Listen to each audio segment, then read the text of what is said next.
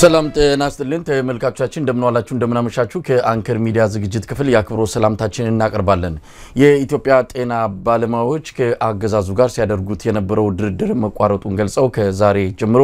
ላለፉት 3 ሳምንታት ሲያካሂዱት የነበረውን የሥራ ማቆም አድማ መቀጠላቸውን አስታውቋል ባለፈው አርብ ዕለት ከአገዛዙ የጤና ባለስልጣናት ጋር ከተወያዩ በኋላ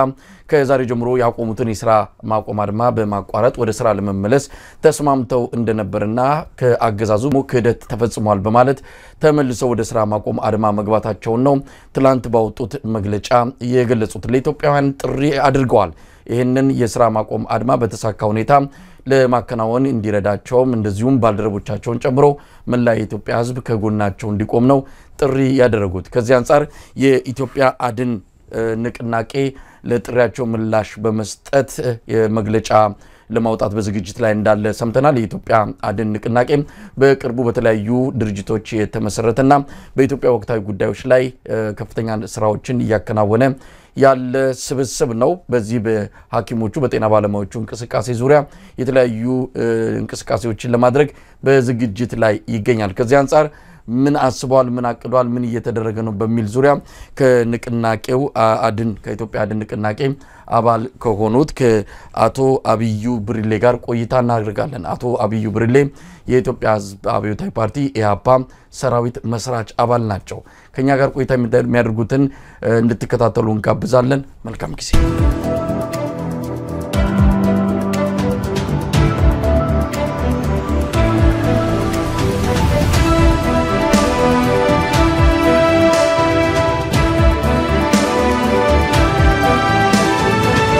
ጤና ይስጥልን አቶ አብዩ ጤና ይስጥልኝ ወንድም መሳይ እግዚአብሔር ይስጥልኝ ስለጋበዝከኝ እንግዲህ አቶ አብዩ እንዲሁ በቀላሉ ምናገኘው ሰው አይደለም አንተ ብዬ ነው ማናግርህ ስለዚህ በጣም ብዙ ታሪክ ያለ ነው ከቀደም ሲልም ከማብራሪያ መገንዘብ እንደተቻለው ኢትዮጵያ ሕዝብ አብዮታዊ ፓርቲ ኢህአፓ ኢህአሰ ሰራዊት መስራች አባልም ነበር ብዙ ታሪክ ያለ ነው ብዙ ነገር ካንተ ጋር በሌላ ጊዜ እናወራለን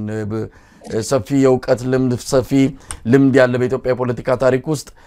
እንደዚሁ በግልም በፓርቲ ስብስብም በተለያዩ ጉዳዮች ላይ ትልቅ ተሳትፎ የነበረነና ከዛ ተሞክሮ ከዛ ልምድ ብዙ ነገር እንደምንማር ተስፋ አደርጋለሁ ወደፊት በሰፊው እንግዳ እንደማደርግ ተጠብቃለሁ ዛሬ የተገናኘነው የኢትዮጵያ አድን ንቅናቄ በሚል ስብስብ ያደረጋችሁት ያለ እንቅስቃሴ ያለ በቅርብ የተመሰረተ ነገር ግን ብዙ ስራዎችን እየሰራ ያለ ስብስብ ነው ተስፋ የተደረገበት ነው በእውነቱ ትልቅ ነገር እንጠብቃለን ከናንተ አሁን ከዚህ ከሐኪሞቹ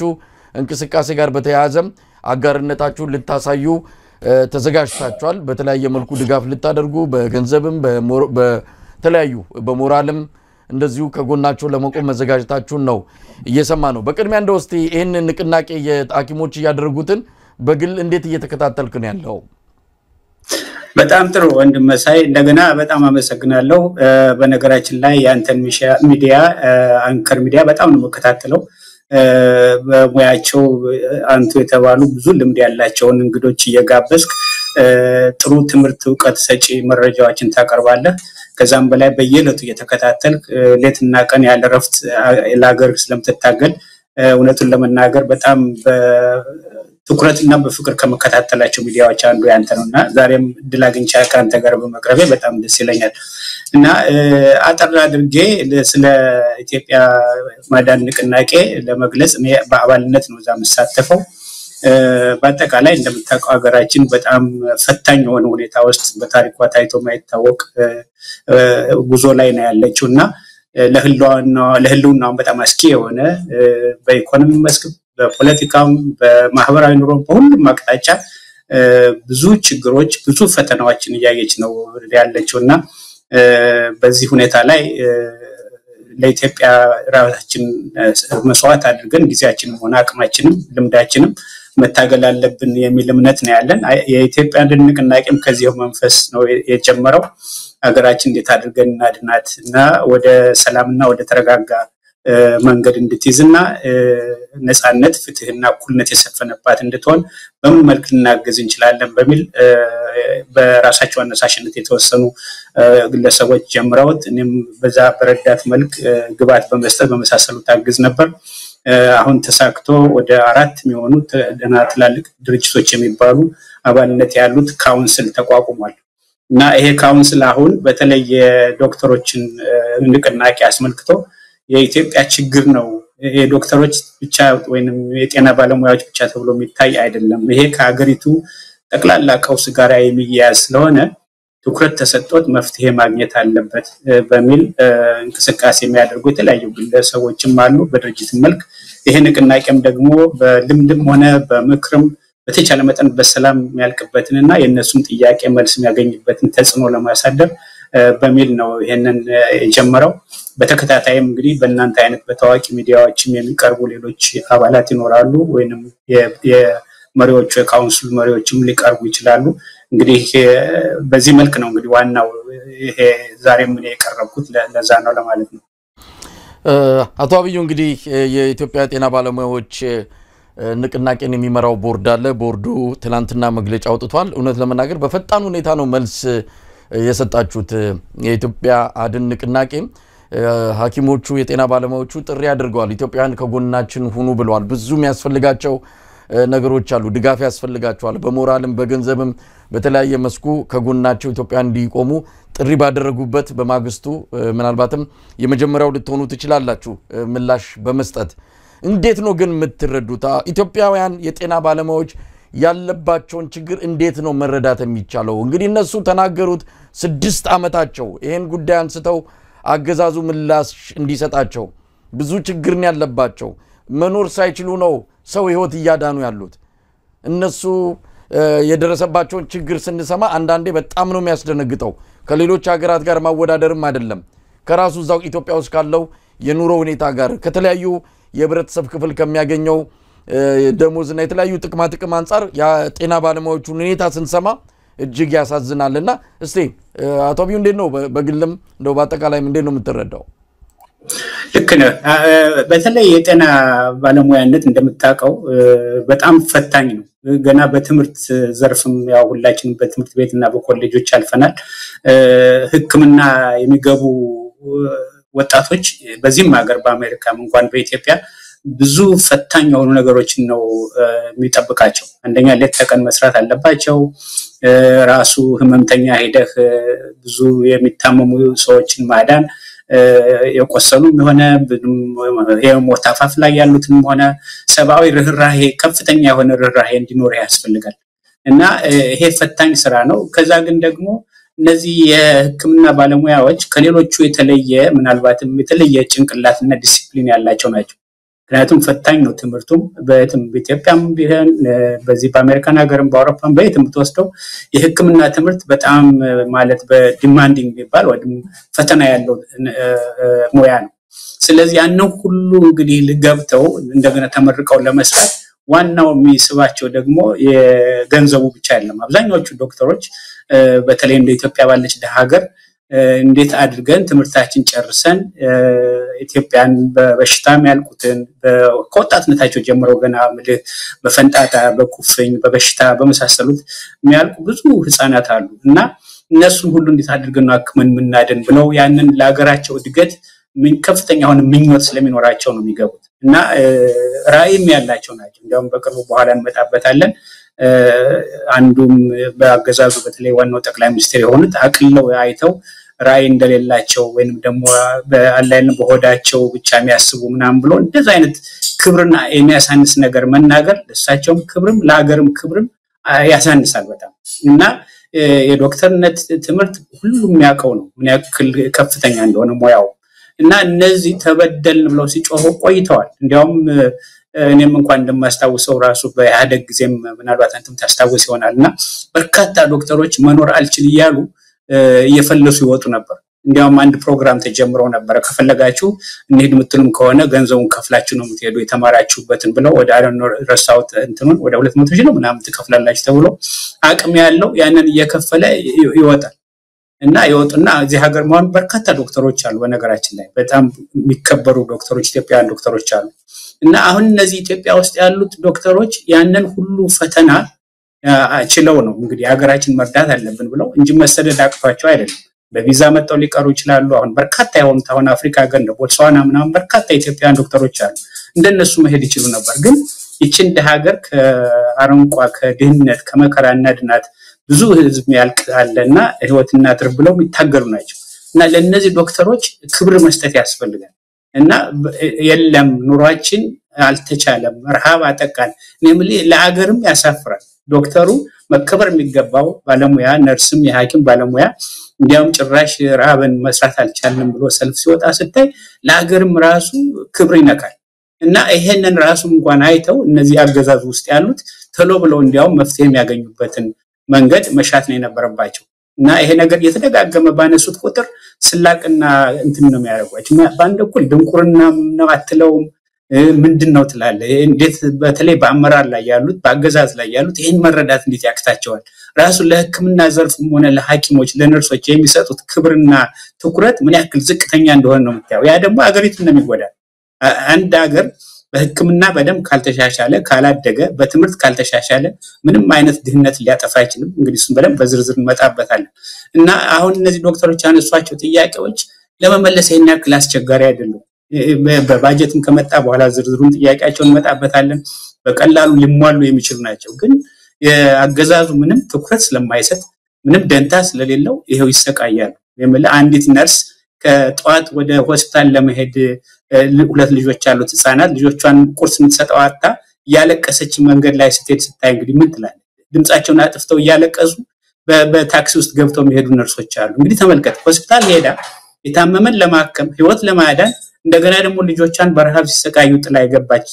ነርስ ወይንም ዶክተር ምን አይነት ስሜት ሊሰማቸው እንደሚችል መገመት ይችላል ወንድም መሳይ እና ይሄ ለዚህ ነው መርዳት አለብን ይሄ ነገር መፍትሄ ማግኘት አለበት እንዲያውም ይሄ የፖለቲካ ሊያረጉት ነው የሚፈልጉ የሚለው እሱ ራሱ ትክክል አይደለም ምን ፖለቲካ ከዚህ ጥቅም የምታገኘው ነገር የለም መፍትሄ እናገኝ መልስ ይሰጠን ካሉ ቆይተዋል እንዲያውም ደግሞ የሚገርመው ነገር በጣም በብልሃት ነበር የሚያዩት ከወር በፊት ታስታውሳለህ እንነጋገር እንወያይ ችግሩን ማብረን ተካፍለን እንፍታው ሲሉ ይሄ መንግስት እንዲያውም በኋላ በደንብ በዝርዝር መጣበታለን ብዙ ነገር ነው ማፈን ማሰር ማስፈራራት መስደብ በእንደዛ አይነት ነው በቃ መልስ የሰጣቸውና ይሄን ስናይ ነው የቆጨን ይሄ ደግሞ አንድ ኢትዮጵያዊና ሀገሩን ለሚወድ ደግሞ ይቆጫል የዶክተሮች ብቻ ሳይሆን እቺ ሀገር ወዴት እየሄደች ነው እንደዚህ በህልውና በሚያሰጋ ሁኔታ ባለችበት ጊዜ ማት ህዝብ በረሃብ እያለቀ ማት ህዝብ በበሽታ እያለቀ ህፃናት ማደግ አቅቷቸው የሚጠጡት እንኳን ወተት የሌላቸው በየቦታው ሲወድቁ ሲፈናቀሉ እነዚህን ሁሉ ደርሰው ሊያክሙ ይችላሉ እንግዲህ ነርሶችና ሐኪሞች ናቸው እነሱን እንኳን ማዳን ካልቻለ እንዴት አድርገው ነው ህይወት ሊያተርፉ ይችላሉ በዚህ ተነሳስቶ ነው እንግዲህ የኢትዮጵያን አድን ንቅናቄም ሪሊ እንደሚብለውም ደግሞ ኢትዮጵያን ማዳን አለብን ከሚል በእነሱን ካረዳን ማን ልንረዳ ነው በሚል ነው እንግዲህ በራስ አነሳሽነት ሁላችንም እየተረባረብን ያለን ጣቢው እንግዲህ በኢትዮጵያን አድን ንቅናቄ በኩል ይሄንን ጉዳይ በተመለከተ ጽሁፍ አዘጋጅታችሁ ሁሉ ነው የመጣችሁት ይሄ ብሔራዊ ክስረትን ማቀድ ወይ ስብደት በሚል ድሆችን ማፈናቀል ሀብታም እና ስራ ደጋፊዎችን መትከል የዋጋ ግሽበት የኢኮኖሚ ውድቀት የጤና ሴክተሩ በጀት የባለሙያዎች ደርዝ ያላቸው ጥያቄዎች እነዚህን መሰል ጉዳዮችን የዳሰሳችሁበት ጽሁፍንም ተመልክቻለሁ ያገዛዙ ምላሾችም ከዚህ አንፃር ምን እንደሆነ በዝርዝር የተመለከታችሁበት ነው ከህክምና ባለሙያዎች ጥያቄዎች በተጓዳኝም እንደዚሁ አስተማሪዎችና ሌሎች የመንግስት ሰራተኞችም ተመሳሳይ የደሞዝ ማነስ እና የዋጋ ግሽበት ሌሎችንም ነገሮች እንደማያነሱ ጠቅሳችኋል እስቲ በዝርዝር እንመልከተው ምንድነው እነዚህ ነገሮች ዝም ብሎ ድንገት የመጡ አይደለም ብዙ የተከመሩ ብዙ ከኢኮኖሚም ጋር የተያዙ አጠቃላይ ከሀገሪቱ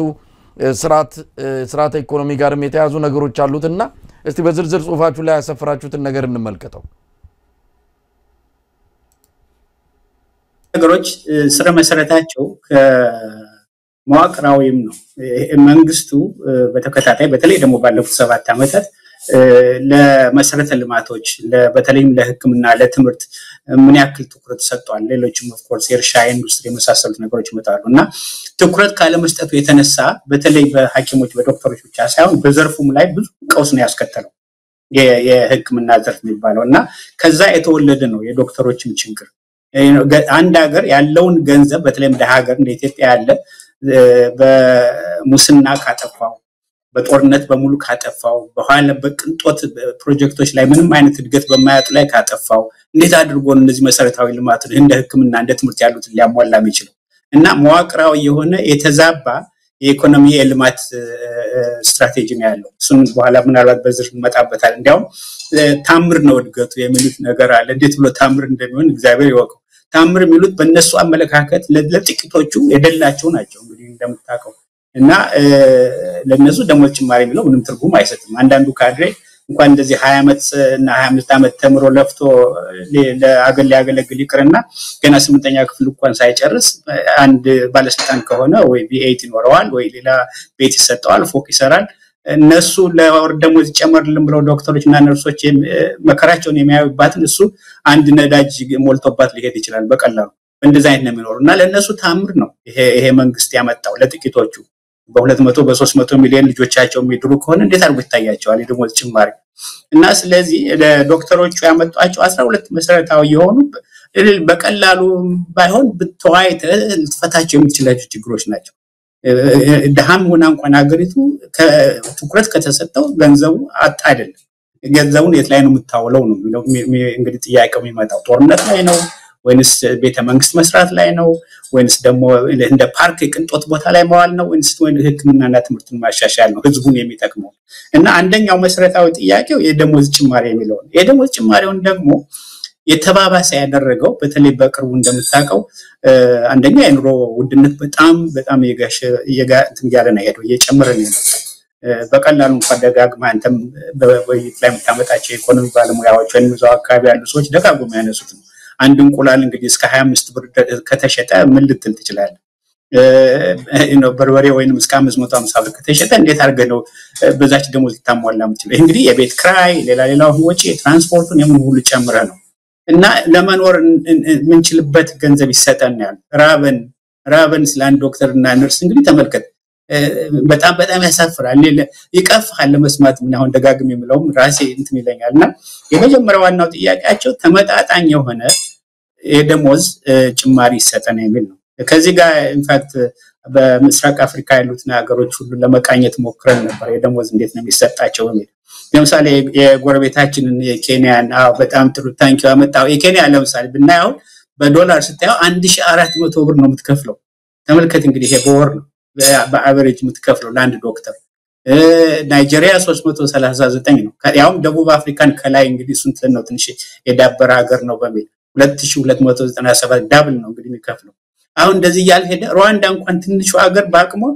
199 ዶላር ገደማ ነው የምትከፍለው ለአንድ ዶክተር የግብጽ 190 የኢትዮጵያን ተመልከተው ግዛታችን ነው 80 ይሄ 80 ያው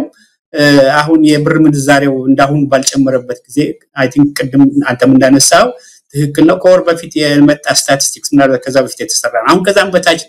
እንግዲህ እንዴት አድርጎ ነው አንድ ዶክተር ልጆቹን እንትን ለማውላት ምግብ የሚገዛበት ወይም ቤት ክራይ የሚከፍልበት ለትራንስፖርት አድርጎ እቺ 80 ብር እንዴት አድርጋ ነው ልትበቃው የምትችለው እና ያሳፍራል ስለዚህ እነሱ አሁን በአንድ ጊዜ እንደ ደቡብ አፍሪካ ይከፈለን አይሉ ማምሹር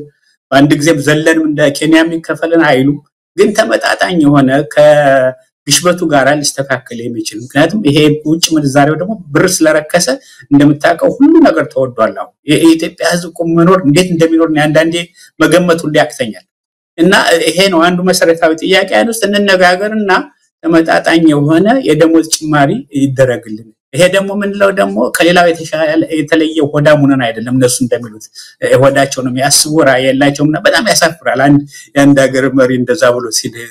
ትክክለኛ ሆነ የፍትህ ጥያቄ ስላነሱ እና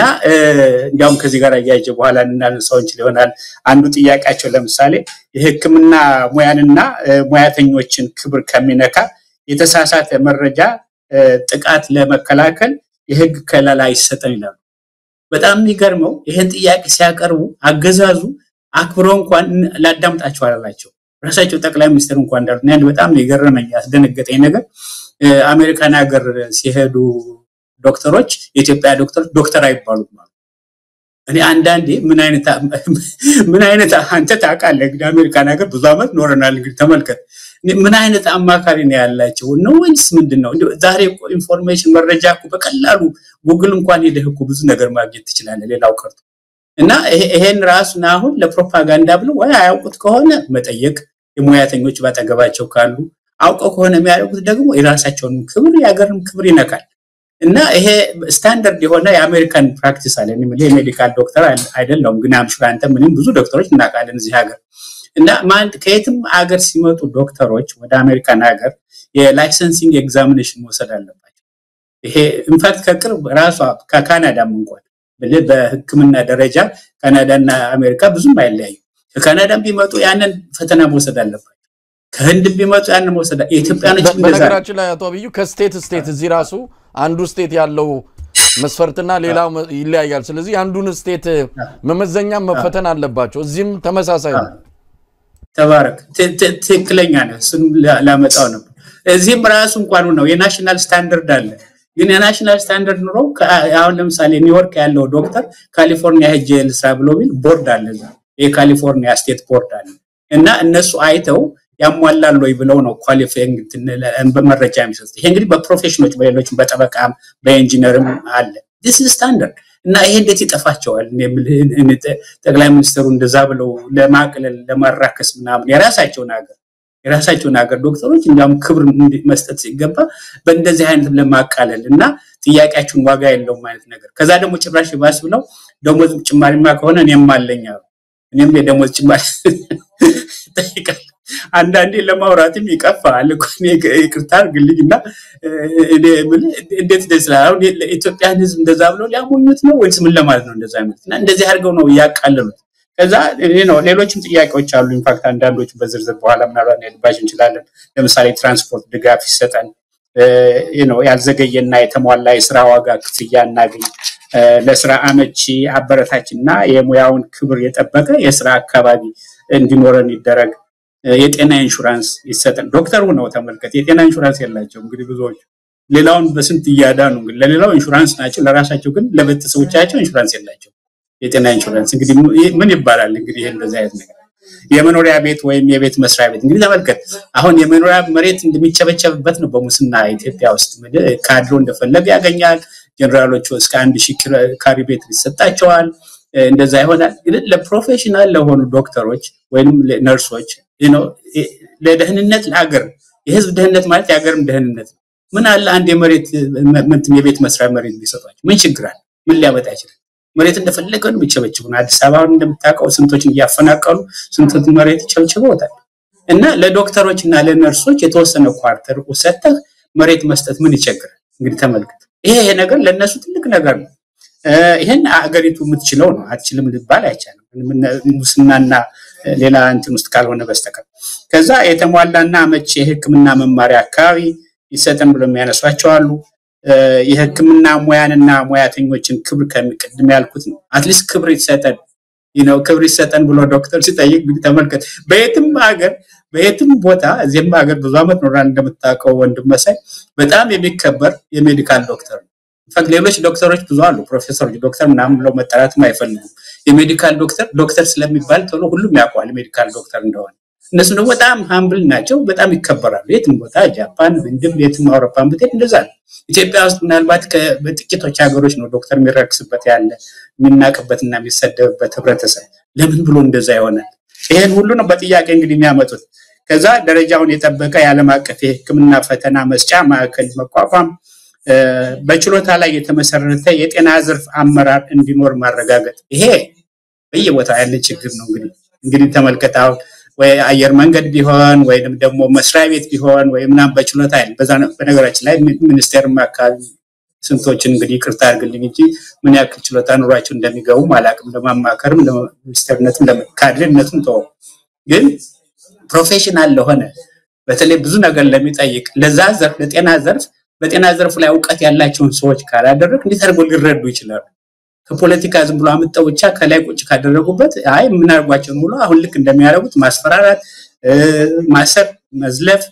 ማዋረድ የመሳሰሉት ነገሮች ነው እንደሚለው በመጨረሻ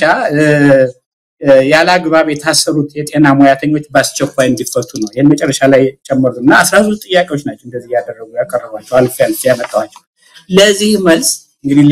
ምንድነው የሰጠው መንግስት አሁን ስንለው የነበረው እነሱም በዝርዝር እንኳን ለመሄድ እንትን ብንል አንደኛ ህጋዊ አይደለም ማለት ስራ ማቆም ለምንድነው ህጋዊ የማይሆነው?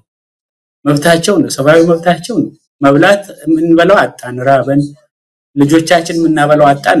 እና ለእንደዛ አይነት ጥያቄ ማቅረብ ለምንድን ነው ህጋዊ የማይሆንበት ምክንያት? እና አንድ እንደዛ ያሏቸው እንዲያውም የደሞዝ ጥያቄ ነው የማለኝ ቅድም እንዳልኩህ ነው ለሆዳችሁ ነው የምትታገሉ ብለው ማራከስ ጀመሩ። ሌሎች ነገሮች ከዛ ዶክተሮችን ነርሶችንና የማህበሩ መሪዎችን ማፈን ጀመሩ። እሱ ነው ደግሞ በጣም የሚያሳፍረው ነገር። በሌሊት እየሄዱ እንደተለመደው ልክ ጋዜጠኞችን፣ የሰብአዊ መብት ተቆርቋሪዎችን፣ የፖለቲካ መሪዎችን፣ የፓርላማ እንትኖችን ሳይቀር አባላትን ሳይቀር እንደሚያደርጉት እነሱም ለምን በመብታቸው ጥያቄ ያቀረባችሁ ብለው ከቤተሰቦቻቸው ከልጆቻቸው እየነጠቁ በሌሊት እያፈኑ እየወሰዱ የት እንደሚያደርሷቸውም አይታወቅም አንዳንዶቹ። ለዛም ቁጥሩን ደግሞ 200 በላይ እነሱ ይይዛሉ። አይ እኛ 47 ብቻ ነው የያዝነው ይላሉ። እንግዲህ ሌላውን ቀንሰ ከ200 ገደማ 47 የት እንዳደረጓቸው እንጃ። ወይና አዋሽ 40 ወስደዋቸው እንደሆነ አይታወቅም። ሁልጊዜ እንደሚያደርጉ በጣም ያሳዝናል። ማለት እንደዚህ አይነት ነገር የማፈን ማሰር የመሳሰለው መልስ ያገኙት እና ከዛ ደግሞ ማባረር የማባረሪያ ወረቀት መስጠት ተማሪዎችን ሁሉ ራሱ ይሄ ለሬዚደንስ የሚማሩትን የሕክምና ተማሪዎችን ለቃችሁ ውጡ በቃ ልክ እንደነሱ የእንዳራሳቸው መኖሪያ ቤት አይነት ነው የሚያደርገው። ካድሬው ወይ ምናምን ባለስልጣኑ መጥቶ አሁን ለቃችሁ መውጣት አለባችሁ ለምን ጥያቄ ያቀረባችሁ ነው ሁሉ እንግዲህ ተመልከት። ከዛ ደግሞ ይባስ ብለው ወንጀል እንደተለመደው ከሽብርተኞች ጋር ግንኙነት አላቸው። አሁን ፍርድ ቤት ያቀረባቸው እንግዲህ ይሄ እንደዚህ አይነት ተንኮልና ሴራ እንዴት ባገር ላይ ደባ ይሰራል? ይሄ ሁሉ ቁጭ ብሎ ለመነጋገር ሲችሉ ለመወያየት ሲችሉ እና እስከመቼ ድረስ ነው በሐሰትና በሴራ በምን የተባለች ሀገር መከራዋን የምታየው? እንደዚህ አይነት እንትን ያደረጉት ኤንዌይ የስራ ፈቃዳቸው ይነጠቃል። እንግዲህ ተመልከት አንድ ካድሬ መጥቶ የአንዱን ዶክተር ላይሰንስ ምናምን ሲነጥቅ እንግዲህ ማን ነው ቢጎዳ? ይሄ ሁሉ የሚጎዳው ህዝቡን ነው፣ ዶክተሮችን ብቻም አይደለም። እና ይሄ እዛ ሁኔታ ላይ ነው ያለው አሁንና ልብ ገዝቶ ይሄ አገዛዝ ረጋ ብሎ በሰከነ መንፈስ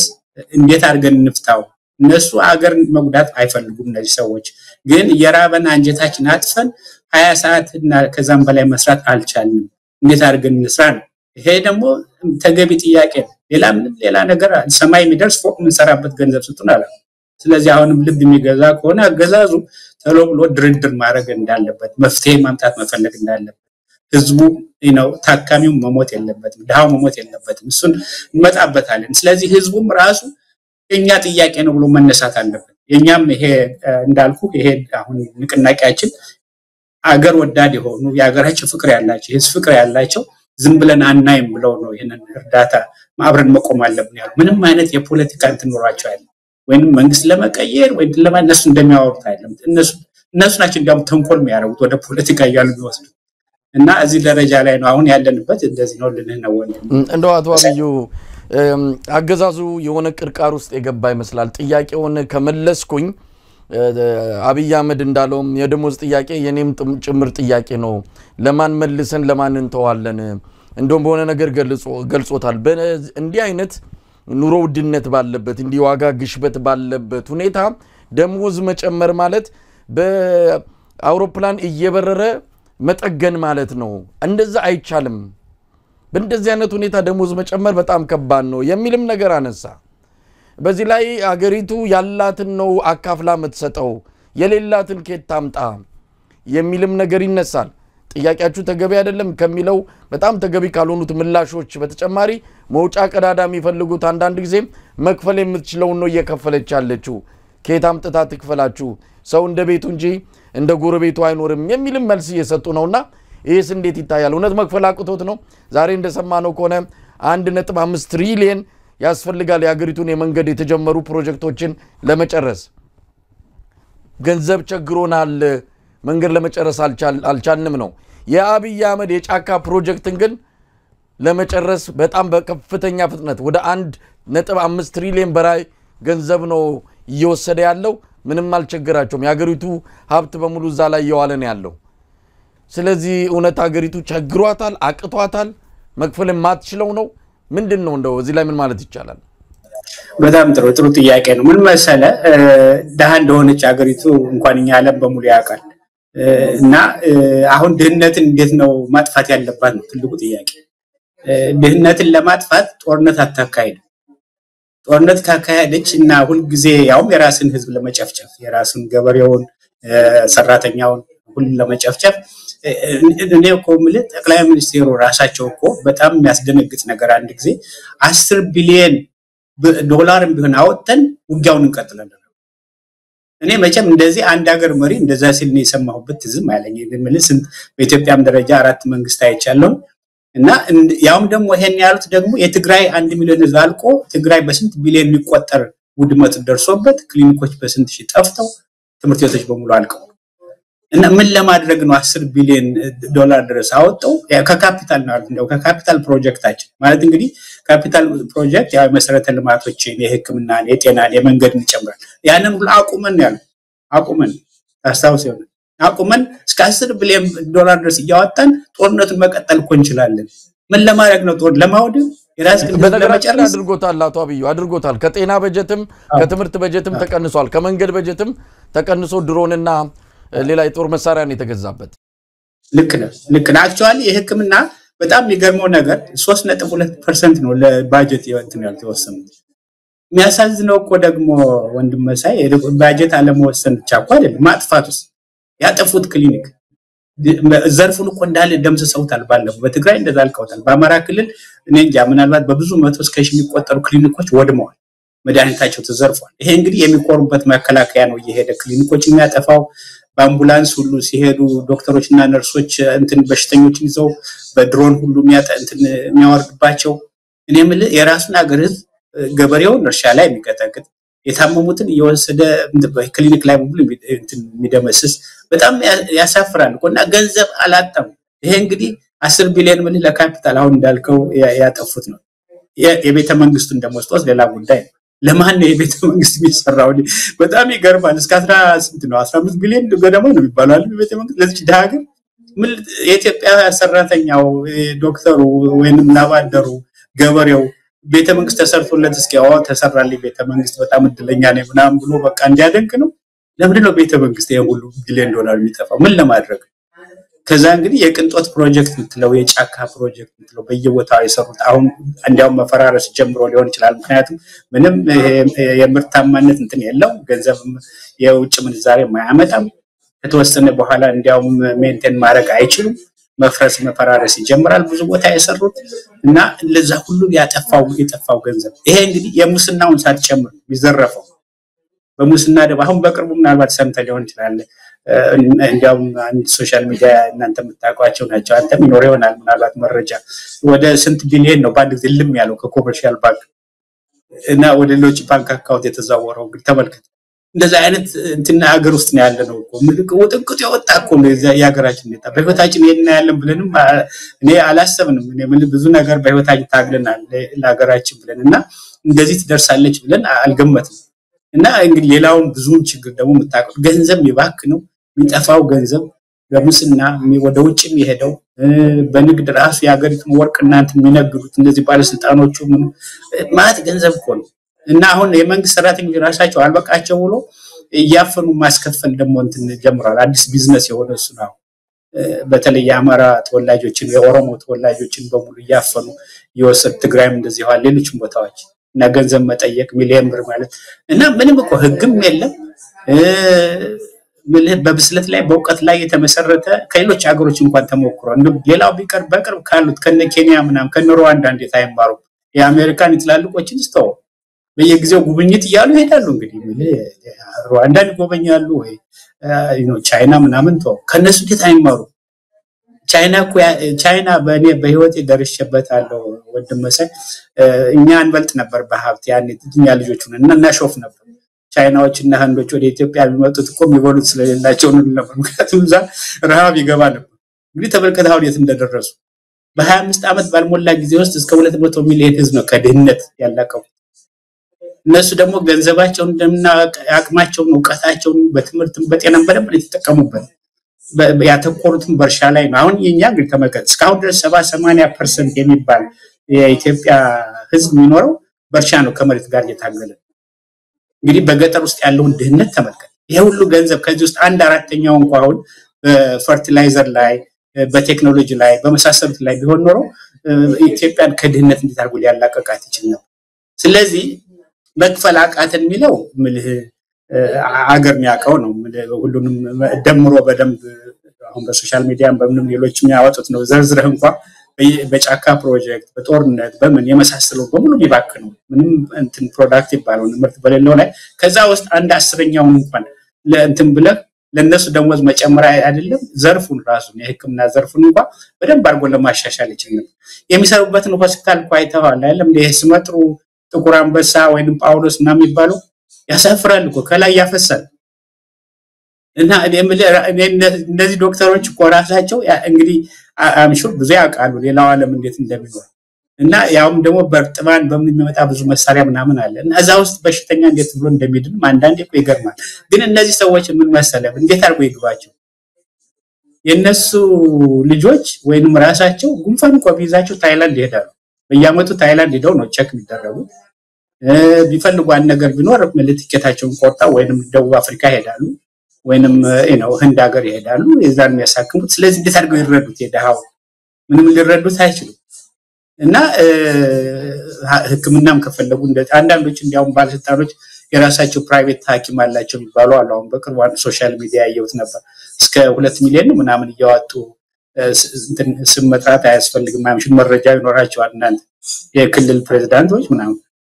የራሳቸው ፕራይቬት የሆነ ዶክተር እናንተና አድርገው ሚሊዮን ዶላር ሚሊዮን ብር ምናምን የተከፈላቸው ይሄ ታዲያ አገሪቱ የላትም ዳህልች ከታባታችን እናምጣ ያሰኛል ምክንያት ነው እሱ ምናልባት አቶ አብዩ እዚሁ ላይ ሚራክል የሆነ ኢኮኖሚ ያስመዘገበ ሀገር ኢትዮጵያ ውስጥ ተአምር ነው የተፈጠረው ያለ ሀገር እንዴት ጠቅላይ ሚኒስትሩ ሳይቀር የደሞዝ ጥያቄ ይኖረዋል ይሄ ሚራክል የሚባለው ኢኮኖሚ በእያንዳንዱ ኢትዮጵያዊ ህይወት ላይ ካልታየ ጠረጴዛው ላይ ምግቡ ላይ የሆኑ ነገሮች ላይ ለውጥ ካልታየ ሚራክሉ የት ነው ያለው እንደው ጠቅላይ ሚኒስትሩም እዛው እርስ በርስ የሚምታታ ነገር ነው የሚናገረው አንዴ ሚራክል ነው ይላል አንዴ ደግሞ ችግር ነው ይላል ስለዚህ በደንብ ያልተናበበ በደንብ ያልተዋቀረ ዝም ብሎ በደመ ነፍስ የተናገረው ነው ብለው የወሰዱ አካላትም አሉና ሚራክል ኢኮኖሚ እንዴት ነው ለሰራተኛ ደሞዝ ለጠቅላይ ሚኒስትሩ ለዶክተሮች መክፈል የሚያቀተው በጣም ጥሩ ጥያቄ ነው አክቹዋሊ ምን መሰለህ እኔ እሱ ሰባራሱ በጣም ነው የገረመኝ እኔ ቅድም ያልኩት እኮ ነው አሁን መረጃ አንዳንዱ እንዲያውም የኢኮኖሚስት ባለሙያ ወይንም በኢኮኖሚክስ PhD የግድ ማግኘት የለብም አሁን ዕውቀት በጣም በሰፊ የሚገኝባቸው ሁኔታዎች ነው ያለነው ተመስገን ማለት ነው ኢንፎርሜሽን ቴክኖሎጂ ባለበት ሁኔታና ኢትዮጵያ ብለህ ሄደህ እንኳን የዓለም ባንክን ለምሳሌ ዌብሳይት ነው የኢትዮጵያ ፖቨርቲ ምን ላይ ነው ያለው ወይንስ ደግሞ ኢትዮጵያ ኢኮኖሚ ምን ላይ ነው እድገቱ ብለህ ብትል በጣም ቁልፍ የሆኑ እንትን ስታቲስቲክሶችን ታገኛለህ ያው ላንተ ኢንተርቪው ከመምጣቴ በፊት ከግማሽ ሰዓት በፊት ነው ምናምንና በፊትም ሴንስ አለ ግን እንደው መረጃዎችን በአላ የለም በሂሳብ በቁጥር አንተ አስመርኩሽ ብናገር ይሻላል ብዬ አንዳንድ ነገሮች ሰርች አድርጓቸውን ዋናዎችን ልንገር አሁን ለምሳሌ እንትን በቅርቡ ወጥቶ ነበር ያው ታስታውስ ይሆናል 72% አይ ቲንክ የኤንዲፒ ነው ሌሎች ማውጣት ነበር 72% 86 ሚሊዮን የኢትዮጵያ ህዝብ በድህነት ነው የሚኖረው ይሄ እንግዲህ 86 ሚሊዮን 72% በ120 ሚሊዮን ታስቦ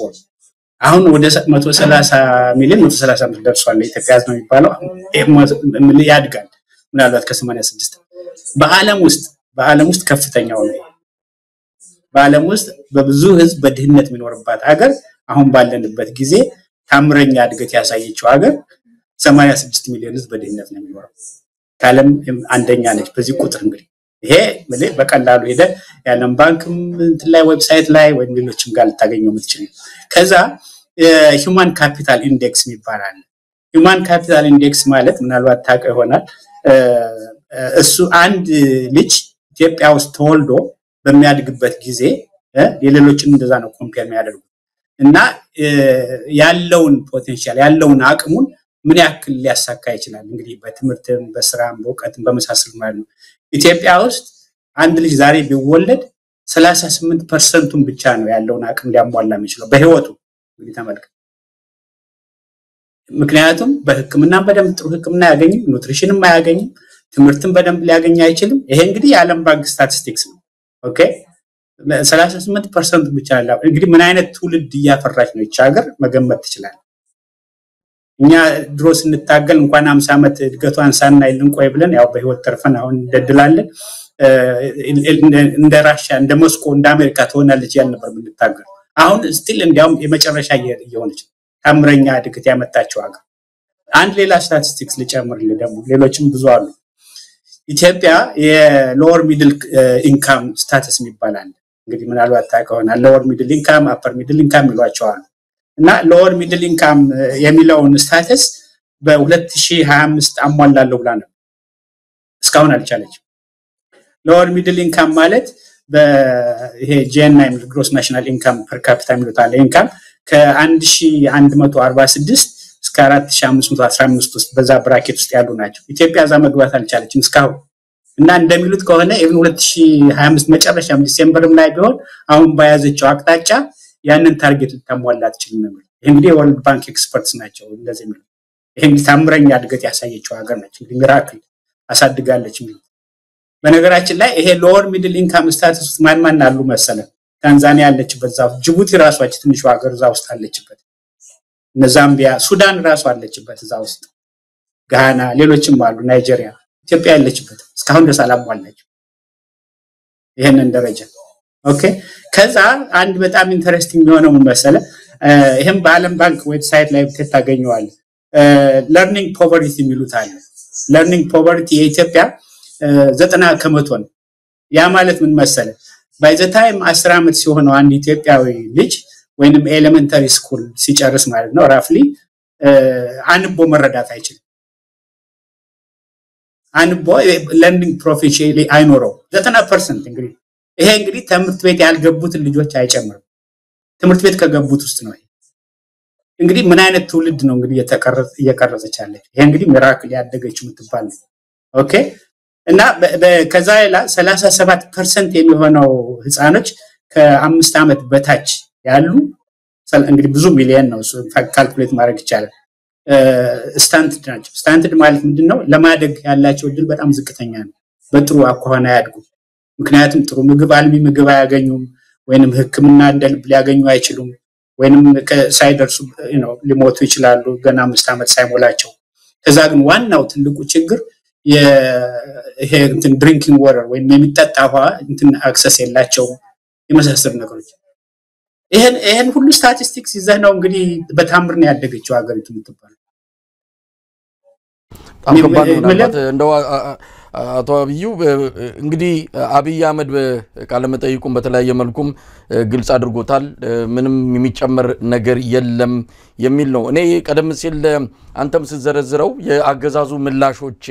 በሚል የገለጽከው ነገር አለ የሐኪሞቹ የጤና ባለሙያዎቹ ጥያቄዎችን 6 አመት መጠበቅ አይደለም ከዛ በኋላ አንድ ወር ሰጡ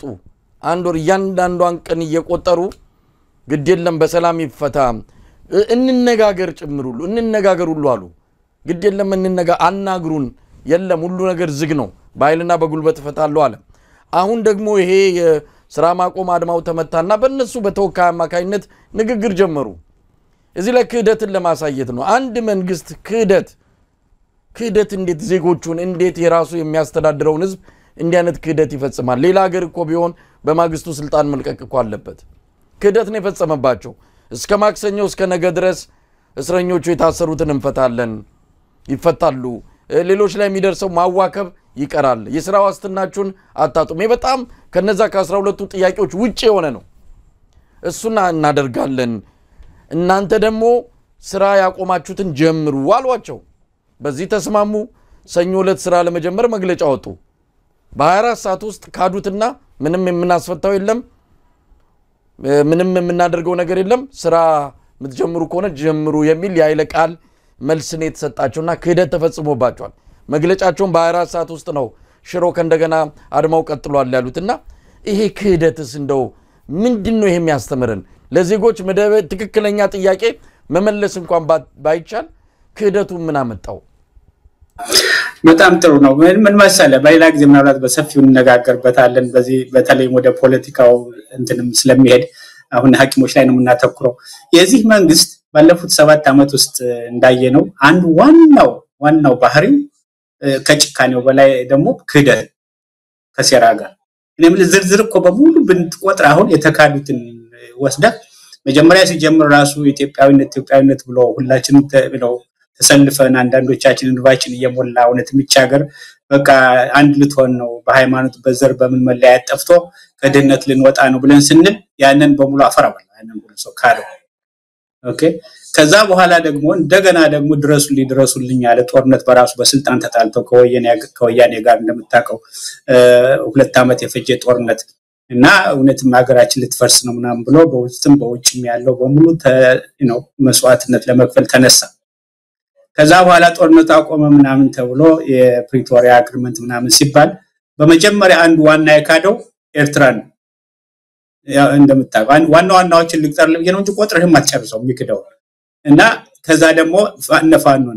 ያ እንግዲህ አማራ ልዩ ኃይል ምትለው በሙሉ ኢትዮጵያን ለማዳን ብለው ሁሉም የተረባረበበት ነው ከጫፍ እስከ ጫፍ እኔ አዲስ አበባ ነበር ያኔ ጦርነት አካባቢ እንዳጋጣሚና መንገድ ላይ አንዳንዴ ከህዝቡ ጋር መሄድ ወድ ነበር በታክሲ በመናምን ወይባል እና ሁሉም ሲያወራ የነበረው ስሜት ምናምን በቃ ሀገራችን ማዳን አለብን ብሎ ከታክሲ ነጆች ጀምረው መንገደኛ ሁሉ በጣም ሌላ ነበር ሁሉም ኢትዮጵያን ይወዳል ኦኬ ያን እንደዛ ከሆነ በኋላ እንደገና እንዲያውም ሄደው መስዋዕትነት የከፈሉትን የታገሉትን ኤርትራን ብቻ ሳይሆን ፋኖም ይሁን ትግል ምታየው እነሱን ማብረው ካለ አሁን ቀውስ ውስጥ ገባ እንግዲህ ክህደትና ጭካኔ ጦርነት አብረው ነው የሚያያይዙት ይሄ መንግስት አንድ ዋናው ባህሪው እሱ አሁን እንዲያውም የዶክተሮች ላይ ምንም አልገረመኝም ለምልብ ይክዳቸው እና አንድ ነገር ያሳይህና ወይንም ደግሞ የውሸት የሐሰት ፕሮፓጋንዳ ያመጣና እንደዚህ ነው ብሎ በዛ ለማምለጥ የሚሞክር በታቸው ግዛቶች አሉ ሴራ ማረግ ተንኮል ማረግ የመሳሰሉ ነገሮች እና ከዛ እንግዲህ ይሄ ምልክቱን ያው ዘርዝረን አንጨርሰው እንዳልኩ አገሪቱን ቀውስ ውስጥ የከተታትም አንዱስ ነው ከዛ በጉልበት መፍታት ብሎ ነው የሚያምኑ ሰውን መጨረስ በጉልበት መፍታት በጦርነት መጨረስ እሱ ነው ትልቁ ችግር አሁን አታዩም እንዲያውን ትግራይ እስከ 1 ሚሊዮን ህዝብ ገደማ በሙሉ አልቆ እንደገና ጦርነት ውስጥ አማራ ጋር ሄደ ደግሞ አማራ ህዝብ የኦሮሞ ህዝብ ተሞ የሚከፍለው እንግዲህ ተመልከተ ህዝቡ ስንት ዳም ይከፍለው እና ምንም መልስም አላመጣም በነገራችን ላይ የዶክተሮቹ ንቅናቄው እንዲያውም በቅርቡ ደግሞ እንደገና አይደሎቹ የማንነስ የተቃዋሚ እንበላቸው መሰለኝ ግሩፕ በጣም ታሪካዊ የሆነ ነው ሁለቱም የዶክተሮቹ ይሄ መንግስት ሶስተኛው ዋናው ባህሪው ደግሞ መከፋፈል ነው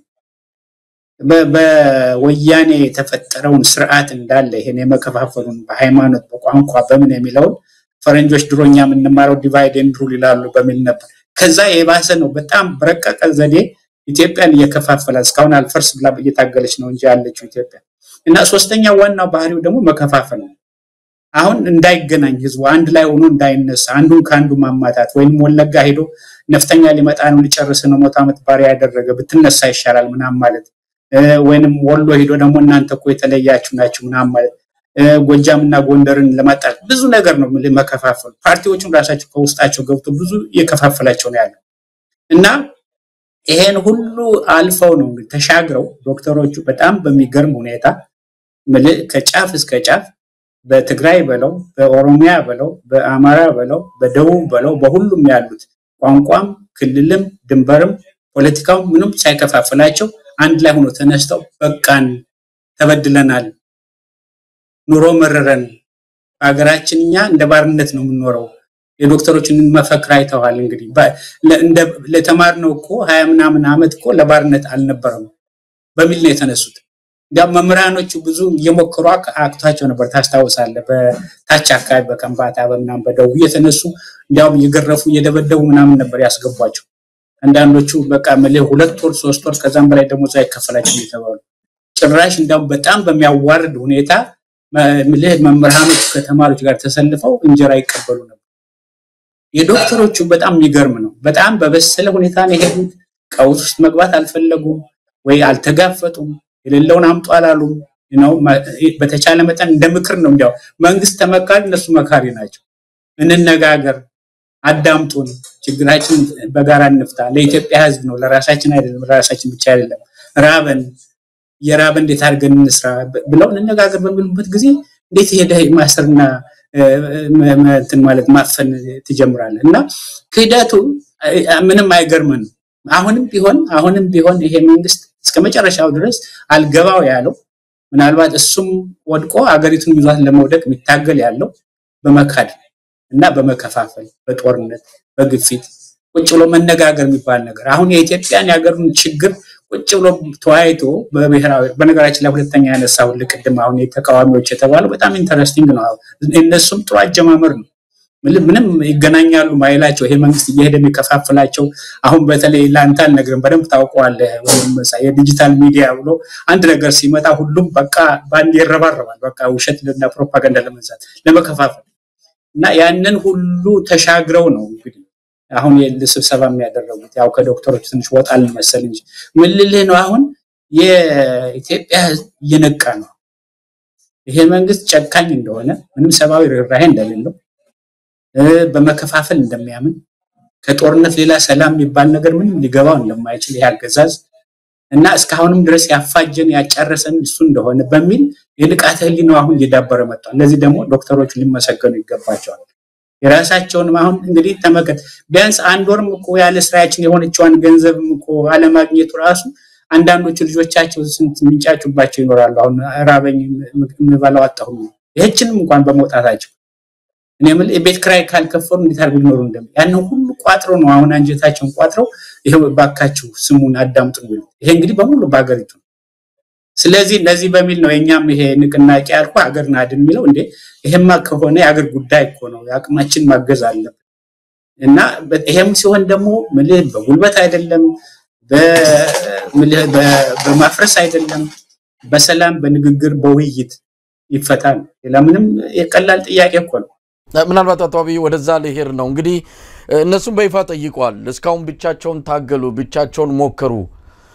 ይሄ ተያያዥ የሆነ ጉዳይ ነው እነሱ የሚያገለግሉት ህብረተሰቡን ነው እነሱ ስራ ሲያቆሙ የተጎዳው ህብረተሰቡ ነው ያ የተጎዳው ማህበረሰብ ሌላው ቀርቶ ከጎናቸው ሊቆም አልቻለም ራሳቸው አካባቢ ያሉትም አንዳንድ ባልደረቦቻቸውም ጭምር በተወሰነ አላማውን ወይ ስላልገባቸው ወይም ደግሞ ለነሱ ስላልጎደለባቸው ይሁን የተወሰኑ በተለይ ሲኒየር ሐኪሞች አካባቢ ትብብር እየታየ አይደለም ስለዚህ ሞከሩ በሰላማዊ መንገድ አደረጉትም ብዙ ርቀት ሄዱ ድርድርም አደረጉ ታስረውም ተገርፈውም ነገር ግን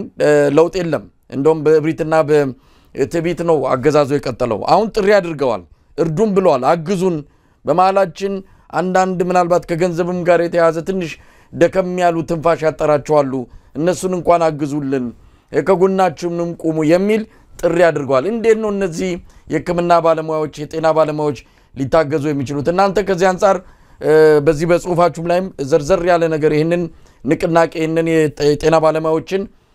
እንቅስቃሴ ለመደገፍ የሚያስሉ የተለያዩ ነገሮች እንደምታደርጉ ገልጻችኋልና እስቲ ምንድነው መደረግ ያለበት ከማን ምን ይጠበቃል አቶ አብዩ ጥሩ ጥያቄ ነው ምን መሰለ አንደኛው በቅድሚያ መደረግ ያለበት ምንድነው ይሄ ጥያቄ የጤና ባለሙያዎች ጥያቄ ነው ብሎ በዛ ላይ ብቻ ወስኖ መታየት መቆም አለበት ማደግ አለበት ከዛም በላይ የኢትዮጵያም ጥያቄ ነው የሁሉም የህዝቡም ጥያቄ ነው ቅድም እንዳልከው ነው ጥሩ አድርገን እንዳቀረብከው ዶክተሮቹ በአድማ ላይ ብለው ከስራ ቆሞ ቢቆዩ በርካታ ሰው ሊጎዳ ይችላል በህይወቱም የሚያጣ ሊኖር ይችላል እነሱም እየተጎዱ ነው ምንም ድሎት ኖራቸው አይደለም አሁን ከስራ የሚያቆሙት ስለዚህ ይሄ ነገር ቶሎ መፈታት አለበት በድግግር በውይይት በድርድር መፈታት አለበት እንደሌሎችም ጥያቄ እንደሚነሱት ይሄ መንግስት ለድርድር ለውይይት ራሱን ክፍት ማድረግ አለበት ከዛ ግን ይሄ በውጭም ያለው የዳያስፖራም ሆነ በውስጥም ያለው ከነሱ ጋር አብሮ መቆም አለበት ለምን አገራችን ከፍተኛ የሆነ መቀመቅ ሊወስድ የሚችል ምናልባትም እኛ አሁን ማዳም ሊተንሳንበትም እንደዛ ነው ሊያፈርሳት የሚችል ሁኔታ ላይ ነው ያለችው በኢኮኖሚ በተለይ አሁን ህዝቡ የፍርሃትም ያያዘው አንዳንዱ ምናልባት ልምድም ስለሌለው የጭንቀትም ያያዘው እንጂ በየቤቱ ማያለቅስ አለ ለማለት በጣም እኔ ምን ያስቸግራል ምን በልቶ እንደሚያድርም እኮ አንዳንዴ ግራ ነው የሚገባው እና ወጣቱን ተው ስራ ፈቶ መኖር አክቶት እዚሁኝ እንደዚህ ከምሰቃይ ወይናቴን ወይ ሂቴን ስታለቅስ በድህነት ከማይ በሰደድና ዛው ባህር ቢበላኝ ይሻላል ይያለ አንዳንዱ ያንን አማራጭ እየወሰደ በሳውዲ አረቢያ በምን ይሄደ ስንት የሚገደል አለ ገና ድንበር ላይ ሁሉ አትግባ እየተባለ ባህር ውስጥ የሚሰጥም ስንት አለ በሊቢያ በምን በስደት አሁን እንደዚህ አይነት ስደት ውስጥ ኢትዮጵያ አንደኛዋ ነች እኔ አንድ ጊዜ አንድ የራሴን ተሞክሮ ልንገር እዚህ ላይ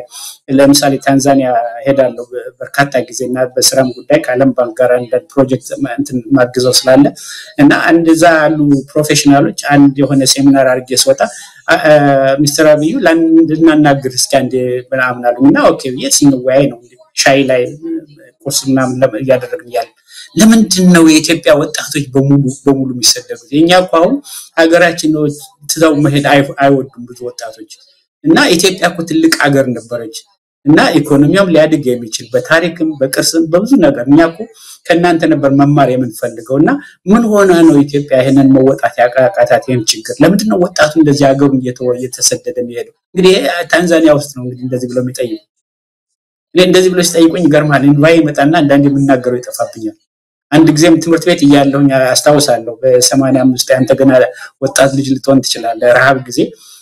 በቴሌቪዥን ላይ ነበር እዚህ ብዙ ረሃብ በቃ ሰው እናት ልጇን ማጥባት አቅቷት አጥንቷ ሁሉ ወጡ ምናምን ስታይ ደረቅቷን ሰጣምና እና ዲያስፖራው በጣም ነበር የተንቀሳቀሰው ያን ያካባቢና ያንን ሳይ አንድ ጧት አንድ ቴሌቪዥን ላይ አይቶ አንድ ፕሮፌሰር መጥቶ አብይ ባይጅስ ምን ተወክቱ ይዋል ምን ነው አልኩትና ኤጀንት ስለው ኢትዮጵያ ውስጥ እንዴት አንድ ሰው ይጠፋል አንድ መሪ እንዴት እንደዚህ ህዝቡ ያልቃል በረሃብ ምናምን አለ እና ቴሌቪዥን ላይ ማብሬ ሳይ ነበር ያመሸውትና በቃ እንባይ ተናነቀኝና ልመልስለት አልቻልኩም ሌላ ጊዜ ብንዋራው ይሻላል ምናምን አልኩና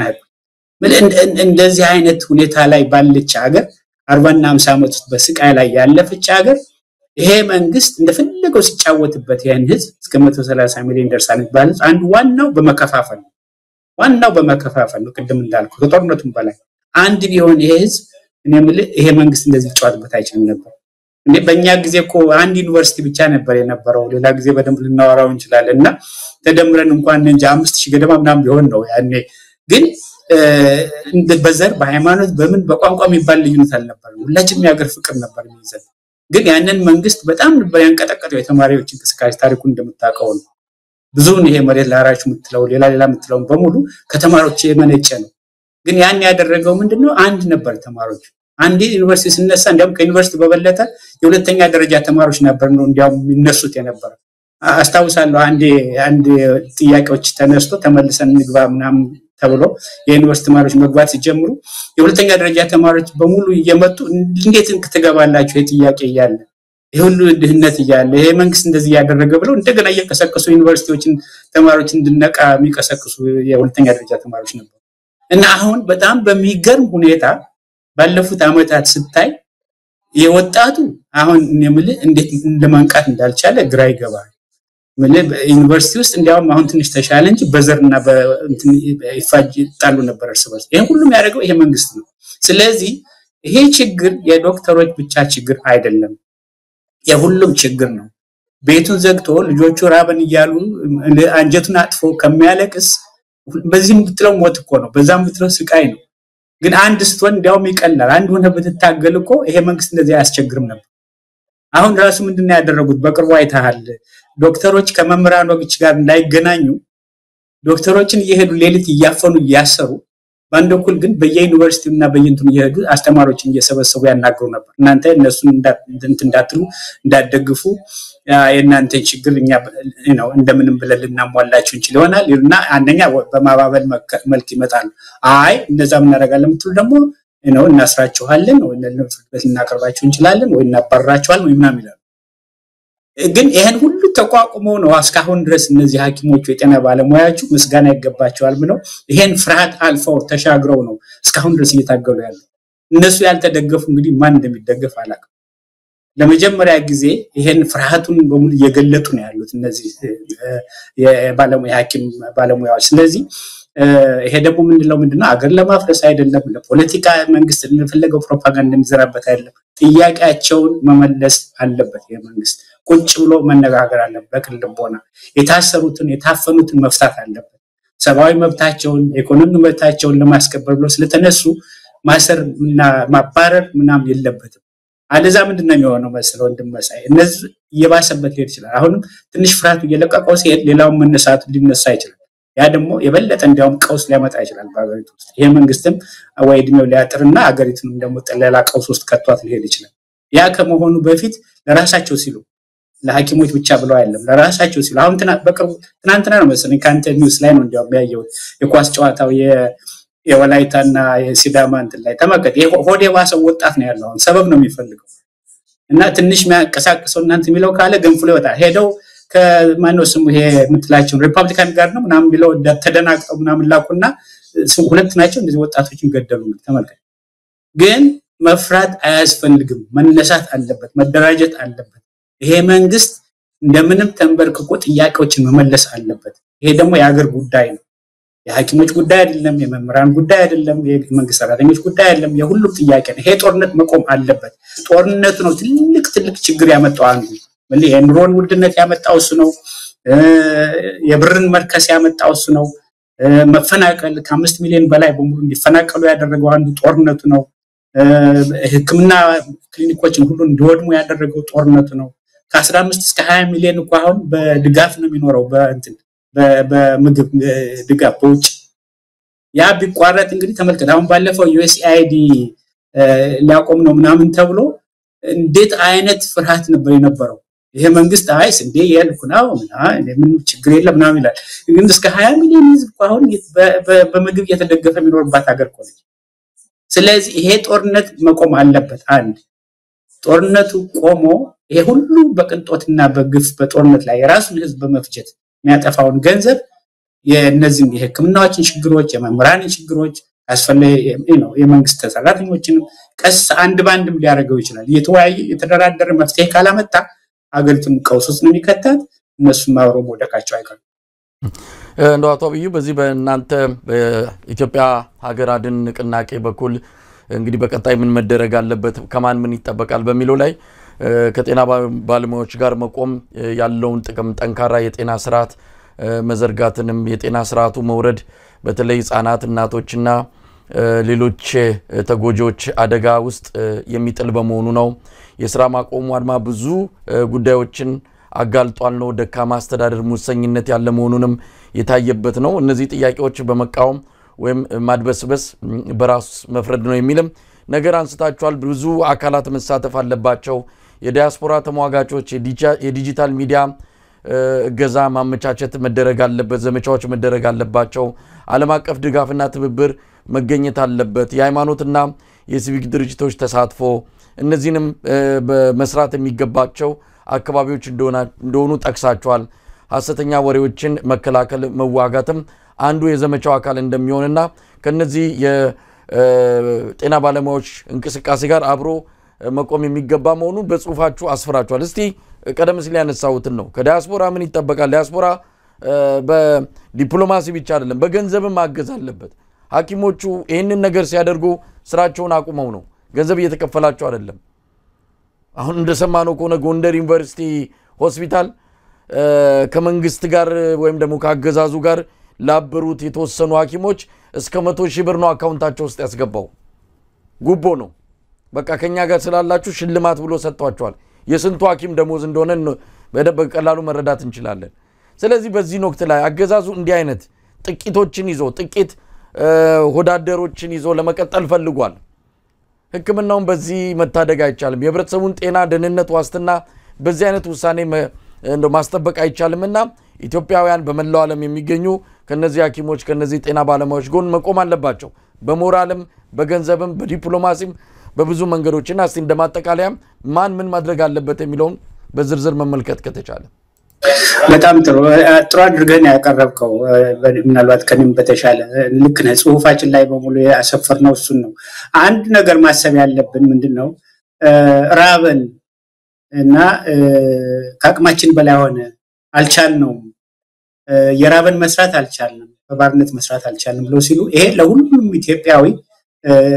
እንዲመጣለት ያስፈልጋል ይሄ ጩኸት እንዲሰማው ያስፈልጋል እኔም ለአሁን አንዳንድ የኛ ራሳችን እንኳን ውጭ ሀገር ያለነው አንተ ማጋጥሞ ሊሆን ይችላል እዚህ እህል እንደልባችን ነው የምናፈሰው እዚህ ፍርጃችን ሞልቶ ወይም አንዳንዴ ኤክስፓየር አደረገ ተብሎ ምንደፋው እንግዲህ ተመልከት እኔ አንዳንዴ እሱን ሳይ በቃ ቤተሰቦቼ ጋር ጣላለሁ እና ስንት በረሃብኩም ያልቅሰው አለኛ እዚህ እህል እንደፋላል ስለዚህ ዲያስፖራውም ይሄንን ማየት አለበት ከዚህ በፊት ልክ ኢትዮጵያ ውስጥ ረሃብ ገባ ሲባል በቦረና በምን ብዙ የተረባረቡ ነበሩ እና ምንም ማፈር ማሽኮር ማያስፈልግም ይሄ የረሃብ ጉዳይ ነው የኢኮኖሚ ጉዳይ ነው እና በዳያስፖራው ያሉት በሁሉም ተነስተው አንድ ሆነው ማገዝ አለባቸው ይሄ ነው አንዱ ዓላማችን ይሄኛው ኢትዮጵያን አድን ንቅናቄ አገራችን ልናድናት ምንችለው አብረን ስንቆም ነው አብረን ስንነሳ ነው ስለዚህ እነዚህን ደግሞ ዶክተሮች ነው ሐኪምና ባለሙያዎች ደግሞ የህዝብ አገልጋይ ናቸው ምንም የፖለቲካ እንትን አቋም የፖለቲካ ፓርቲ አይደሉም እነሱ መቆየት ቀደም ልክ አንተ እንዳልከው ስንት እናቶችን ያድናሉ ስንት ህፃናትን ያድናሉ ስንት አዛውንትን ያድናሉ በብዙ በሽታ የተያዙትና ኢትዮጵያንም ማዳን ነው ኢትዮጵያ ማዳን ያለበት ምክንያት የኛንም ዓላማ ከዚህ ጋር በማያያዝ ነው ይሄ የነሱ ዓላማ የነሱ ጥያቄ ከኛ ዓላማ ጋር በደንብ ፊት ያረጋል ይሄ ኢትዮጵያን ማዳን ነው በዛ መልኩ ነው እኛ ምናየው አስፍተን ተለቅ አርገን ለማየት ነው የምንሞክረው ስለዚህ በውስጥም ያለው ኢትዮጵያ መተባበር አለበት ድሮ ረሃብ ገባ በሚባልበት ጊዜ በሙሉ እንደሚነሳው ሁሉ መደገፍ አለበት እነዚህ ዶክተሮች ባለው ማቅም ይሄ መንግስት ብዙ ነገር ሊያረግ ይችላል ይሆናል ወይንም ገንዘቡን እንዳይሰርቀውና ብዙ ሌቦች አሉ እንደምታውቀው በየባንኩ ምናምን ያሉ ሌላ እንትን ውስጥ እንዳይመጣ ወይንም ደግሞ ተንኮል ሰርቶ ምናምን ልክ ፖለቲካ ሊያስነሱ ነው ምናምን ብሎ እንዳይጠቀምበት ያንን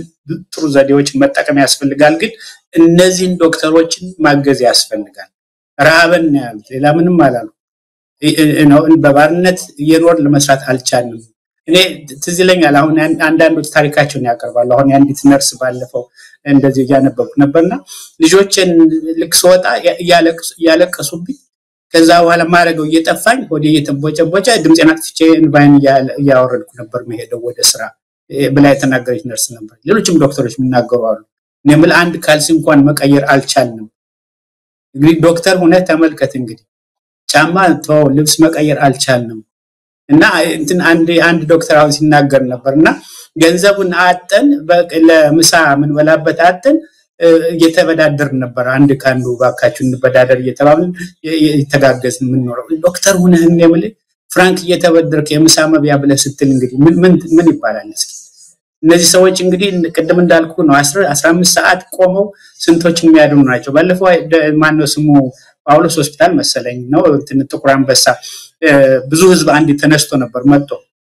ከነሱ ጋር ቆሙና አዳምጧቸው ስሟቸው የሚል ህዝብ ተነስቶ ነበር ይሄ ህዝብ አሁንም ማገዝ አለበት ዲያስፖራው በተለይ አቅም አለው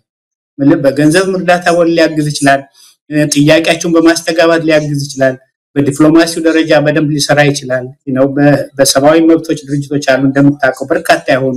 እና የዶክተሮች ጥያቄ ይሄ መንግስት አሸነፍኩ ብሎ እንደገና ወደ ባርነት ውስጥ እንዲያስገባቸውና እንደገና ቅስማቸው እንዲሰበር መሆን የለበት ለኢትዮጵያ ተስፋ ናቸው አዲስ ነገር አስተምረዋል በአንድነት ከተቆመ መታገል እንደሚቻል ትልቅ ትምህርት እየሰጡ ነው ያሉት ስለዚህ እነሱን ቢያንስ ድርድር በሚካሄድበትም ጊዜ ድረስ ቆመው የሚቆዩበትን በግራችን የሚቆሙበትን አለን ሰው የሚያግዘን አለ ብቻችን አይደለም የሚሉበትን በገንዘብ ይሁን በተቻለ መጠን በሞራልም ይሁን ጩኸታቸውን በማስተጋባት ይሁን በብዙ ነገር ዲያስፖራው ሊያግዝ ይችላል ይሄን ነው እንግዲህ ይሄ ማህበር ንቅናቄ አሁን እንዳልኩ ኢትዮጵያን አድን ንቅናቄ ከሚሰራባቸው አንዳንዶች በዝርዝር እንግዲህ በሌላ ጊዜም በየጊዜው ምናልባት በእናንተ ሚዲያ በሌሎችም ማሳወቅ እንችላለን በዛ ላይ ነው እንግዲህ አሁን አቅማችን በሚችለው መንገድ ተስፋ ቆርጠው ማንንም የለንም ብለው ከነሱ እንትን ካሉ ካቆሙ ይሄ መንግስት አሸነፍ ብሎ ካለ አሁንም እንደገና ለዚህ ለመከፋፈል ለጨካኝ እና ምንም አይነት እንትን ይሄ የሰዎች ብሶት እናንተ ለማይሰማው መንግስት ለሱ እንትን ድል መስጠት ነው እና በውስጥም በውጭም ያለው በተቻለ መጠን መረባረብ አለበት ብለን ነው ምናምነውኛ እንግዲህ አቶ አብዩ አሁን በጣም ወሳኝ ጊዜ ላይ ነው ያለነው ምክንያቱም ሐኪሞቹ የጤና ባለሙያዎቹ መልስ እንዳላገኙ መልስ ሊሰጣቸው የሚችል አካል እንደሌለ በቅርቡ እንደውም ለአሜሪካው አምባሳደር አዲስ አበባ ለሚገኘው የኢትዮጵያ የአሜሪካ ኤምባሲ ጣልቃ እንዲገቡሉ ጠይቀዋል እንግዲህ መንግስታቸው ሀገሩን የሚያስተዳድር ባንኩና ታንኩን የተቆጣጠረው አካል መልስ አልሰጥም ብሏል መልስ አለመስጠት ብቻ ሳይሆን ለምን ጠየቃችሁ ሁሉ ብሎ ማሳደድ ጀምሯል ከስራ ማፈናቀል ስለዚህ የት ሄዶ አቤት ይበሉ አቤት የሚሉበት አጥተዋል ስለዚህ አቤት እንድንልላቸው ድምጽ እንድንሆናቸው ይፈልጋሉ ይሄንን በተመለከተ እንግዲህ በህግም ደረጃ በተለያየ የሰብአዊ መብት ድርጅትን በመንግስታቱ ተቋምም ጭምር ይሄ ድምጻቸው እንዲሰማ መደረግ አለበት 15 በመቶ የጤና በጀት ከአጠቃላይ ከጂዲፒው 15 በመቶን ለጤና አውላለሁ ብሎ ቃል ገብቷል 15ቱም ማዋል ይቅር እቺ 3.5 የተባለችውንም እንኳን በአግባቡ እየተገበረ አይደለም ቃሉን አለመፈጸም ብቻ ሳይሆን ያለውንም እየሸረሸረ ለመሳሪያ ግዢና ለቅንጦት ፕሮጀክቶች ለአብይ አህመድ ቤተ መንግስት ግንባታ እያዋለው ነው ያለው ምንም ጸጸትም የሚሰማቸው አይደሉም አብይ አህመድ ሰሞኑን እንደተናገረው ከሆነ በጣም የሚያረካኝ ፕሮጀክት ልቤ የሚሞቀው ስለ ጫካ ፕሮጀክት ሳስብ ነው ብሏል ሌላ አይደለም የማዳበሪያ ፋብሪካ ወይም ሌላ ኢትዮጵያንን ህይወት የሚቀይር ነገር አይደለም የሚያስደስተው ለሱ መብራት መትከልና ዘንባባ ማቆም ነው በቃ ትልቁ ስኬቱና ልቡን የሚያሞቀው እንዲህ አይነት መሪ እንዲህ አይነት ገዢ ኖሮ ጥያቄ ይፈታል ብሎ መጠበቅ የማይሆን ነው የማይሞከር ነው በማጠቃለያ ምን ማለት ይቻላል ልክ ነው አንዱ ዋናው ነገር ማስገደድ መቻል አለበት እሱ ነው በቃ ይሄ በመደራጀት መልክ ማይገባው ከሆነ ይሄ መንግስት እሱ በሚገባው ቋንቋ በአንድነት በመቆም ብቻ ነው ልታስገደደው የምትችለው ምክንያቱም ዞሮ ይሄን ስልጣኑን ማቆየት ይፈልጋል እና አለዛ እንደዛ ካልሆነ ወይ ህዝባዊ አመጽ ሊነሳ የሚችልበት ምድል በጣም ሰፊ ነው ግን የገባቸው አይመስልም እነሱ ሁሉን ነገር በጉልበት እንፈታለን ብለው ስለሚያስቡ ህዝቡን እየገፉ ለአመጽ እንዲነሳ ያደረጉት ነው በአማራ ክልል ራሱን የቻለ ትልቅ ሰራዊት ተፈጥሮ ይሄውን ሊጥለው ያንገዳገደው ነው ያለውና በመሃል ከተማውን አሁን ለምሳሌ በቅርቡ አዲስ አበባ ፍተሻ እናረጋለን ምናምን እንቅልፍተኝተው ማደራቸውን እንጃ ከዚህ ሁሉ ለምን በሰላም አያዳምጡ ተኝቶ ለማደርቆ በሰላም ማዳመጥ ነው ሀገሪቱ እየወደቀች ነው አሁን በብዙ ነገር ነው ዘርዝረን ማንጨርሰው አሁን በእርሻ ቅድም አነሳን ትንሽ በኢንዱስትሪ በኩል እንኳን ብታይ ሌላው ቀርቶ በኢህአዴግ ጊዜ የነበሩት ኢንዱስትሪያል ፓርኮች የተሰሩት በሙሉ አሁን ብዙዎች አቁመዋል ስራ ያው አንዳንድ ቦታ ላይ አሁን ባለፈው ያየሁት የተወሰኑ ኢንዱስትሪያል ፓርኮች ወጣት ሴቶች ናቸው እንግዲህ ብዙዎች የሚሰሩት እንደምታውቀው በጥጥ በጨቃጨቅ በመሳሰሉት ነገሮች ስራቸውን አልበቃቸው ብሎ የሚሰጧቸው ገንዘብ እነሱም እንዲያውም የባሰ ነው እና በሴተኛ ዳሪነት በትርፍ ጊዜያቸው ይሰራሉ ተመልከቱ ወጣት ሴቶች ናቸው እንደዚህ ሁና የወደቀች ሀገር ነው አሁን ያለች ሀገር ይሄ በታምር አደገች የሚባለው ስለዚህ አሁንም መጨረሻ ላይ ኢትዮጵያን እናድን ብለን ካል የዶክተሮቹን መደገፍ አለብን ለኢትዮጵያ ነው የሚነሱ ለራሳቸው ብቻ ሳይሆን እና ዲያስፖራውም ውስጥ ያሉትም ሁሉም ተረባርቦ እነሱ ይሄ ጥያቄያቸውን የሚሰማበትን በቅድም እንዳነሳው በመንግስትም ተጽዕኖ በውጪዎችም ሊሆን ይችላል በአሜሪካን ኤምባሲም ሆነ በሰብአዊ መብቶችም ድርጅቶችም ሆነ በተለያዩ ድርጅቶችም ቢሆን መጮህ መቻል አለበት በተለይ ዲያስፖራው እዚህ ባለንበት ሁኔታ ላይ በገንዘብ አቅምም ሆነ በብዙ ላይ በነፃ በሚኖር በዲሞክራሲ ባለበት አካባቢ ነው የሚኖረውና ለመሰለፍ ለመውጣት ለመጮህ ምንም ያግደው ነገር የለም ዋናው ነገር ይሄ ነገር በጣም ጊዜ እንትን ነው ታይም ሴንሲቲቭ ነው የጊዜ ጉዳይ ያለው ነገር ነው አንድ ቀን ሁለት ቀን በረሃብ እየቆዩ መቀጠል ቀላል አይደለም ለሐኪሞቹ ስለዚህ ቅድም እንዳልከው በገንዘብ ቢሆን እንዴት አድርጎ ሊደርስላቸው እንችላለን ህይወታቸውን ለማቆየት ትግላቸውን እንዲቀጥሉ እሱ ዋናው ነው ተቀዳሚ ኃላፊነት የሚገባው እሱ ነው በውስጥም ያሉትም እንደዚያው እና ምናልባት ሊፈሩ ይችላል ይሄ መንግስት እንዴት አድርጎ ለነሱ ጋር ተጋግዛችሁ ለን ይችላል ምናምን ነገ በራሳቸው ላይ ነው የሚመጣው መምራኖች አሁን ዛሬ ቢፈሩ ያው በእነሱ ላይ ነው አሁን የሚመጣ ያለው አሁን እንደምንም አታለው ቅድም እንዳልከው 100,000 ይሰጣቸዋል ብለው የሙስና ገንዘብ ነው እና በዛ ቢያረጋቸው ነገ ጧት ጓደኞቻቸውን ወንድሞቻቸውን እነሱን አሳልፈው ከሰጡ በራሳቸው ላይ መምጣቱን ደግሞ አይቀርም ዞሮ ደግሞ በእነሱ ላይ መጣባቸው በክህደት ከሆነ ለዚህ መንግስት የሚደርስለት ማንም የለም ስለዚህ ያ ከመሆኑ በፊት ተባብረው ባንድ ላይ ቆመው ይሄ ጥያቄያቸው ከባድ ጥያቄ እኮ አይደለም ቅድም ደጋግመን ያልነው ነገር ነው ግን ንቀት ነው የት ይደርሳሉ ነው እና ደግሞ ለሀገርም የጠላ ነው ይሄ አገዛዝ እኔ አንዱ ቢገርመኝ ነገር የሀገር ፍቅር ቢኖረው እኮ እንደዚህ አያደርግም ምን የሀገር ፍቅርም የለው እኔ ምን ህዝብም ቢያል ቅድም እንዳልነው ነው ክሊኒኮችን በሙሉ የሚያወድም እኮ ነው የህክምና ቦታዎች ትምህርት ቤቶችን በሙሉ የሚያወድም እኮ ነው ትምህርት ቤት ጋር ሄደው ይሄ መከላከያ የምትለው ወንበሩን ሁሉ ሰባብረው እንጨት ይሞቁታል እንደጨት ከዛ አፈራርሰውት ምናምን ደግሞ ይሄዳሉ አገር እንደዚህ ጠፋ እንዴት አይታየውም ይሄ መንግስት ብዙ በሌላ ጊዜ በደንብ እናወራዋለን የሚያሳዝን እኮ ነው ስለዚህ ይሄ በግድ ካልሆነ በስተቀር ለግድ ደግሞ ማለት ሊጎዳኝ ይችላል እኔም ሊያጠፋኝ ይችላል ምናልባት እነዚህ አድርባይ የሆኑ አማካሪዎች ምናምን በዙሪያው አሉ ይሄ ዲጂታል ሚዲያ የምትለው የራሳቸው ገንዘብ እነሱ ተመችቷቸው ነው የሚኖሩ በጦርነት ብዙ የተጠቀሙ አሉ እሱ ነው መርሳት የሌለበት የገዥ መደቡ ተጠቅሟል በዚህ ጦርነት ላይ ብዙ አትርፏል ብዙ ቢሊዮነሮች አሉ በእነሱ ቁጥር እንግዲህ ከሄድክ ግን ከ130 ውስጥ 100 ምናምን የሆነው ደሃ ነው አሁን የመቀመቅ ውስጥ እየገባ ነው ያለው ስለዚህ ሐኪሞቹ ለመጀመሪያ ጊዜ የዚህን መንግስት ከፋፋይ ሴራ በሙሉ ተቋቁመው ሃይማኖት ቋንቋ ክልል ሳይበግራቸው ኑሯችን ይሻሻል ብለው የተነሱ ስለሆነ እነሱን መደገፍ አስፈላጊ ነው እንግዲህ እግዚአብሔር ይርዳን ሁላችን እነሱን ይርዳን በጣም አመሰግናለሁ አቶ አብዩ ብርሌ ከኢትዮጵያ ሀገር አድን ንቅናቄ እንግዲህ ንቅናቄው የሚያደርጋቸውን በይፋ እንግዲህ ዘመቻ ሊጀምር ነው በተለያዩ መድረኮች የኛም የአንከር ሚዲያም ንቅናቄያቸውን በተለይ ሐኪሞቹን የጤና ባለሙያዎችን ለማገዝ በተለያየ መስኩ የምታደርጉትን ጥረት እየተከታተልን ህዝቡ ጋር እንዲደርስ እናደርጋለን በዚህ መልኩ ነው በመተባበር ነው ለነሱ ብቻ የሚተው አይደለምና እናንተ በቅርቡ የጀመራችሁት ሁሉንም እንዲህ አይነት ንቅናቄዎችን የማገዝ ጥረታችሁን እኛም እግር በእግር እየተከታተልን ለህዝቡ እናቀርባለን ጨርሰናል አቶ አብዩ ብርሌ ከኢትዮጵያ ሀገር አድን ንቅናቄ እንደዚሁም ከኢትዮጵያ ህዝብ አብዮታዊ ፓርቲ ኢሃፓ የሐሰስ ሰራዊት መስራች አባል በጣም አመሰግናለሁ እግዚአብሔር ይስጥልኝ እግዚአብሔር ይስጥልኝ እኔም በጣም አመሰግናለሁ ሁላችንም ከልብ እናመሰግናለን ወንድም መሳይ እግዚአብሔር ይስጥልኝ